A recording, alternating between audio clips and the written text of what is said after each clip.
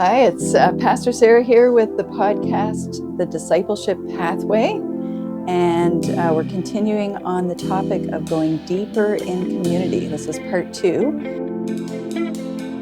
and I have a special guest with me today, Aidan, Pastor Aidan. How are you? Good. Thanks for having me on. I'm looking forward to our conversation. This was a great written blog on community and how to go deeper, and kind of the biblical model for that. So I appreciate. Yeah, well, and I kind of start out by pointing out Acts 2, the end of Acts 2, and how this is kind of that very utopian, idealized kind of view of the early church where everyone's sharing, there's harmony, they're eating together, they're pooling their resources, nobody's going without need. And I don't know about you, but for me growing up, that was it. Like, Right. That was the highlight of church life. Right. And it just has gotten worse since. No. Yeah. But, we don't read very far into Acts when we find out It's not true. It wasn't like that all the time either. Right. Yeah. The reality is church is not the place where we have everybody coming as perfect human beings, right? Yeah. And when we consider what it means to go deeper in community, we have our own experiences. People get hurt in church. People say things or do things that hurt us. We don't always agree. We don't have the same interpretations of certain biblical passages. Right. We don't always see eye to eye. So what does that mean for us, right, as community? Yeah. No, I've heard lots of stories of, I think it's jarring for people to look at the church and see it as a place where there should be good relationships and it should be the model of community. And then as you get involved, you realize we're just as broken as the people outside of the church, sometimes more. So, I think that's jarring. And you do hear a lot of stories of pain and brokenness. And that can be, I think, a shocking thing for people as they enter into church life. Yeah. And yet we're still called to be part of this community, to love each other, to forgive each other, to kind of look for, how can we do this better together? So there is kind of that wrestling with it. And one of the things I wanted to do was look at the life of Jesus. How did Jesus enter community? Because there's quite a bit there, actually, as I started looking at these different dynamics. I thought it was really interesting. And one of the first things I kind of point out is in Luke 8. So we know about the disciples, the 12, who are called, and they're a bit of a ragtag, diverse group. They really are. But then there's also this group of women that are coming, and can you kind of describe who some of these women are? Yeah, well, I could read the passage. Sure, first. So this is Luke 8, 1-3. Soon afterward, Jesus began a tour of the nearby towns and villages, preaching and announcing the good news about the kingdom of God. He took his 12 disciples with them, along with them some women who had been cured of evil spirits and diseases. Now, you mentioned that there might be some stigma around hanging out with these type of people. Yeah, I can imagine. It goes on, it says, among them were Mary Magdalene, from whom he had cast out 7 demons, Joanna, the wife of Chuza, Herod's business manager, Susanna, and many others who were contributing from their own resources to support Jesus and his disciples. So we can just imagine, like, the fireside chats going on. And I'm sure some people there were cliques, right? Some people got along with each other better than others. Some people were wondering, why on earth is Jesus letting that person be part of the group? There would have been, some funny side looks, some people holding back, others really trying to maybe push their point of view, make sure everybody knew that theirs was the right way to follow Jesus, or the right understanding of things. Well, I think of just the arguments that we see with the disciples in the Gospels and or in Acts, and it's kind of a constant butting heads because he called unlikely people, and that's a great point. Yeah, and we also see that Jesus had some friends, and I think especially of Mary, Martha, and their brother Lazarus. We read about them in Luke and John. And when Jesus was told about Lazarus's illness, we're told that Jesus loved them. And this friendship, there's, when I think of a friendship, that's a mutual kind of relationship. There's give and take. So that Jesus was willing to enter into a relationship where he gave, but he also received from others. And there was this kind of loving friendship that he had. Yeah. Well, I think of Judas, and even I assume that friendship, maybe not as close as we see with these disciples, but as we think about the betrayal and kind of the friendship dynamic there, I think it shows that Jesus was able to take risks in his relationships, and even in the times that it didn't necessarily turn out the way that you would hope, but. No, that's a great point. Yeah, and thinking of kind of the three disciples that he really mentored more, that he poured into, Peter, James, and John.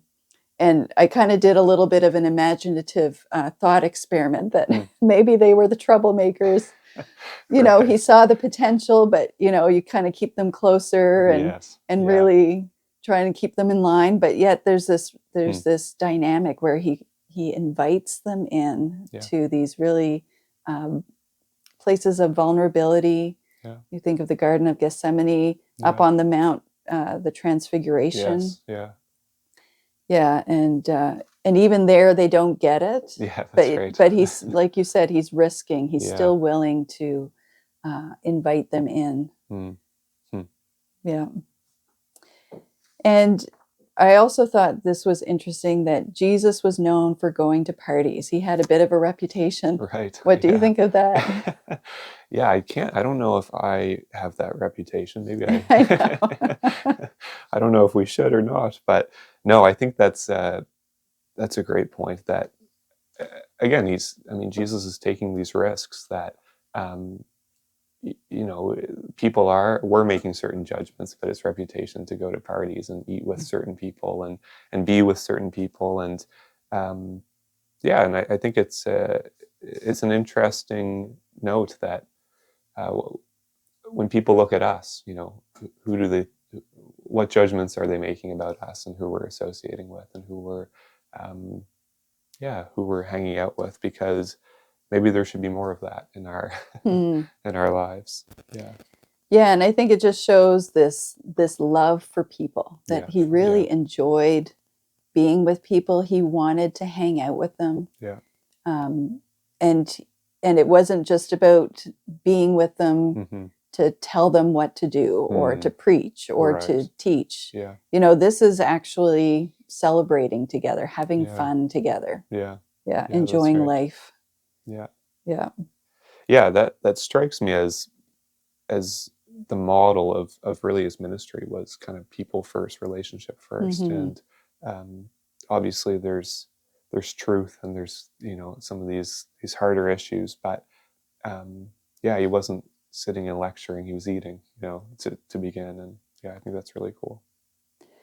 So reflecting on the life of Jesus, I think we can take a lot of ideas for ourselves as to what community looks like. And it's going to look like friendships here, maybe intentional friendships with people who are not Christians. And just learning how to hang out together and to have fun together and being relational, but also having those relationships that are more like spiritual friendships, or in our 21st century, we have our small groups. We call them journey groups. Yes, that's right. What would be some other kind of ways that we have community together? Well, I think about our Sunday morning gatherings. I mean, that's a way for us to corporately worship and come together. And as you mentioned, I think journey groups, I mean, in our context, is um, probably the main way that you can plug in with a community, because weekly you're with people who you need to sit alongside and chat and can keep each other accountable and pray together. And I often say to our group that one of the wins is just that we're taking time to think about these things in the middle of the week. You know, we're not just leaving it to Sunday, and that alone is a huge step. So yeah, and then of course, I mean, there's lots of other ministries that um, we do here, and then, like you said, going for coffee with a friend, or going for supper with someone, and these are all, yeah, really, really huge ways to pursue community. Yeah, and in some places we can choose who we're being more intentional with. But I think, as you mentioned, the Sunday morning service, and even in journey groups, we don't always handpick those that we worship with, those that we hang out with. But that's part of the beauty of this of our faith, of being part of the body of Christ, is that we don't have to all be the same, but we have the same love. We have the same desire for Christ, that He is in us, and that He's bringing this wonderful expression of who He is through such a diverse group of people. Yeah, that's right. Yeah, and while we acknowledge that there can be hurt, there can be disappointment, that this is just part of our journey, but it's part of everyone's journey. So it's not just me that's struggling with it; it's all of us.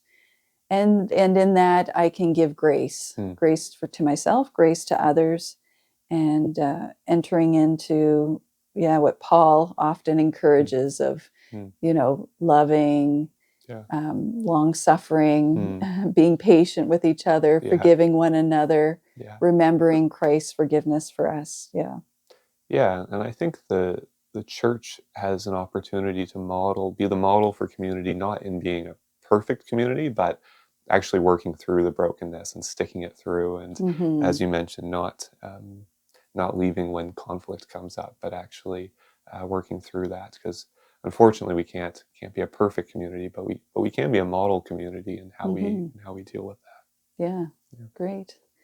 Well, thank you, Aidan. Yeah, this has been an enjoyable conversation, and we just want to encourage you, as you're listening, to consider, what is my next step for going deeper in community? And in the next episode, I'll be talking about some more ways of being intentional in this. But just as we wrestle with this idea of going deeper in community, what that means for each one of us, we want to be prayerfully asking God to lead us into it and to help us in it. Yeah. So God bless you this week, and we'll catch you